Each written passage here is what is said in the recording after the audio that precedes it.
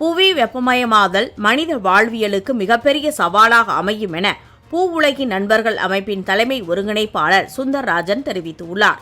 பூவுலகின் நண்பர்கள் அமைப்பு மற்றும் சென்னை பத்திரிகையாளர் மன்றம் சார்பில் காலநிலை மாற்றமும் தமிழ்நாடும் என்ற தலைப்பில் சென்னையில் கருத்தரங்கு நடைபெற்றது.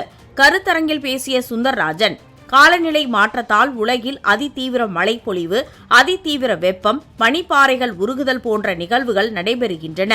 இதனால் இயல்பு வாழ்க்கை என்பதே பேரிடர்களுக்கு இடையில் வாழ்வதுதான் என்ற நிலை ஏற்பட போவதாகவும் அவர் கூறினார். இந்த 2024 ஆண்டு தான் முதல் முறையாக ஆவரேஜ் டெம்பரேச்சரை விட 1.5 டிகிரிஸ் கூடியது. அதனால தான் நாங்கள் ஹியூமனிட்டிஸ் அண்டர் இதுவரைக்கும் மனிதகுலம் எதிர்கொள்ளாத சந்தித்திராத ஒரு காலகட்டத்திற்குள் மனிதகுலம் சென்று கொண்டிருக்கிறது. அதோட விளைவு தெரியுமா? 365 நாளும் 365 டேஸும் உலகத்தில் ஏதாவது ஒரு பகுதியில் ஏதாவது ஒரு பேரிடர் நடைபெற்று கொண்டே இருந்துச்சு. ஆனால் இதே நிலை தொடர்ந்தால் இந்த நூற்றாண்டின் இறுதியில் நாம் 4 டிகிரி செல்சியஸை தொட்டு விடுவோம் என்று ஆய்வுகள் நமக்கு சொல்கின்றன.